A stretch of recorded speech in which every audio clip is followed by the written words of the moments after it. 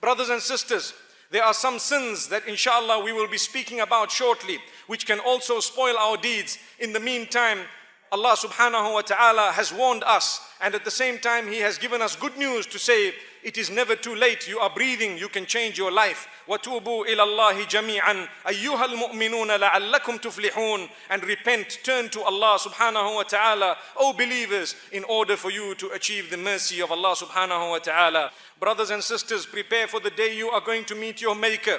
For indeed, that is a day that is evident. It is a day that is coming without doubt.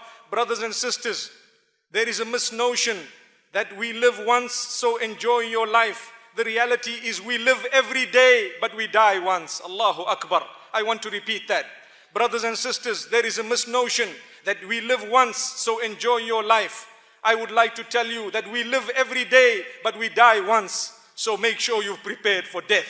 Brothers and sisters, take account of your deeds before they are taken account of. This was a statement that was often repeated by Umar ibn al-Khattab radiyallahu anhu. And it is a very serious statement. Today we are very sure when it comes to the accountants, we make sure our books are in order. We make sure that everything is in order when it comes to accounting, because those we work for might fire us if we did not have proper accounting of the records of the wealth in this particular world.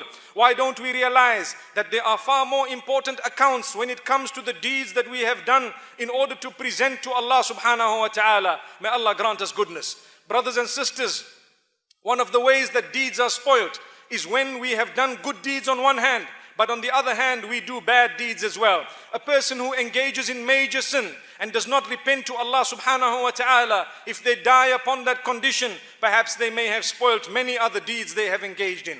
A person who is musir ala saghira, which means a person who continues to engage in a minor sin, considering it not important, perhaps they may be spoiling some other deeds of theirs. Because even if we engage in something bad, brothers and sisters, believe that it is bad.